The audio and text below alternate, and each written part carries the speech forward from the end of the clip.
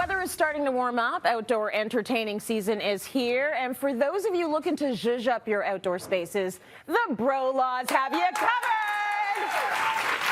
Dave and Joey are here with some easy DIYs they say you can do over a weekend. Come on.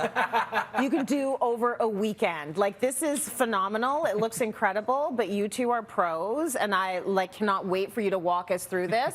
But this is going to get people out of your kitchen when you're entertaining, isn't it? That's the goal here. The warm weather is finally arriving here, and we want to entertain outside. That way you don't have to clean up inside. Yes. Little DIY trick there. So this is a cool project, and what we love about this is you can modify this DIY to fit whatever your skill set is. Okay, all right. It's a fairly easy DIY, and working with wood outside is a great place to start as a DIYer too. Yeah. Because it's going to age over time, it's going to break down, so you don't have to worry about it being perfect as you would want it inside your house, right? Right. And really it's as simple as just building a frame and then cladding that frame. So if you wanted to, you could build just a tabletop, and that could serve as a nice bar as itself. And then you can always add on to that and continue building, right? Yeah. So then you can build a backdrop to be able to put some mixed drinks on, or you can put a little addition on here. We used a sink from a leftover project that we used. Fill that with ice, put your beer in it. You've got a little opener right there, and the lid's gonna fall down into it.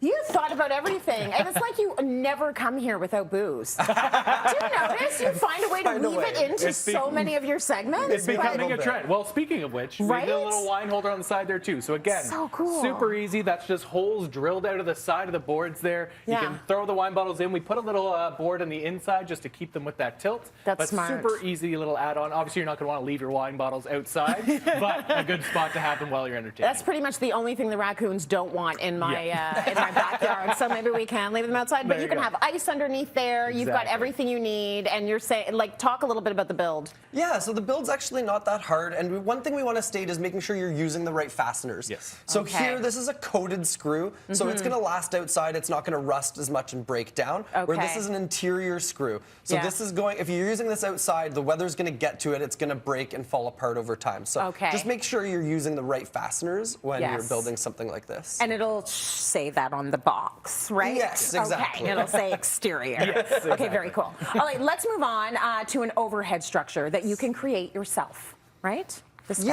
So overhead structures I find huge in design outside. Because inside you've got your walls, you've got a ceiling, you've got limits, but outside it's just wide open space. The sky's the limit. Exactly. Right? So by adding an overhead structure, it makes an outdoor space feel a little bit more intimate and a little bit more closed in. Cozy. And this is an awesome, easy DIY. Toya Grid makes this system. So it's just these brackets. So this is what you're buying. And this is going to fit a 4x4. They have a 6x6 application as well. What we love about it is for the DIYers out there, you can buy lumber that's already the right size. For the pergola you want to build, you don't even have to cut it. All you really need to do is get those brackets, the wood slides in, and you screw it into the brackets, and you're done. It is a two-person assembly because you have to lift these up, but it will go together very quickly. You can even transform it so you can have like a hammock inside it, so you can be lounging. Then you can remove the hammock, throw a dining set in there. So if you have a small space, multi-purpose is your friend, right?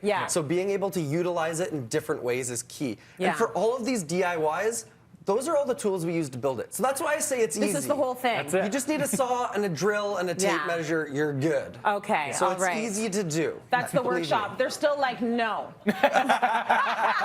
We'll win them over, don't worry. I'm so happy you told us this is a mini model because it looks like the sort of thing you can use for your dolls. Yes, exactly. But this is just a miniature of the real big one that you can do. That's it. Okay, let's talk a little bit about privacy. I think that's also a great way to sort of section out different areas of your backyard, isn't it?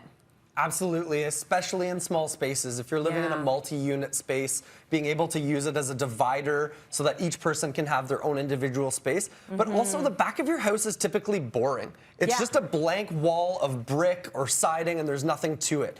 So why not take a feature like this, being able to attach that to that wall to draw some interest there and kind of just spruce it up a little, right? And thankfully, lumber prices are finally coming down to pre-pandemic numbers, which is great for DIYers. That's You're awesome. not worrying about spending an arm and a leg out there, so you can just head out to your local home hardware, get anything you need for every project that's outside, and have some fun with the materials that you might use as well. Yeah, we use different widths, different thicknesses, and all different types. So here you have pressure-treated lumber, which is kind of like a greenish brown color. Yep. That's your most economical buy, and if you're doing DIYs, you can run through this. You can make a mistake, buy another one, make another mistake, buy another one, because you can just afford those mistakes. All right, Rockefeller. Yeah. I need another one. Hey, DIYing is learning how to live with mistakes, That's right? it. It's That's all it. about, same with life. Then Okay. you've got cedar here, which just smells incredible. So Yeah. they're gonna age a little bit differently, but then we have here a PVC product. So this isn't you're not gonna need to sand it, stain it, do anything to it. It's gonna stay looking the same for a long, long time. Yeah, I like that you mixed it up. You probably, I mean,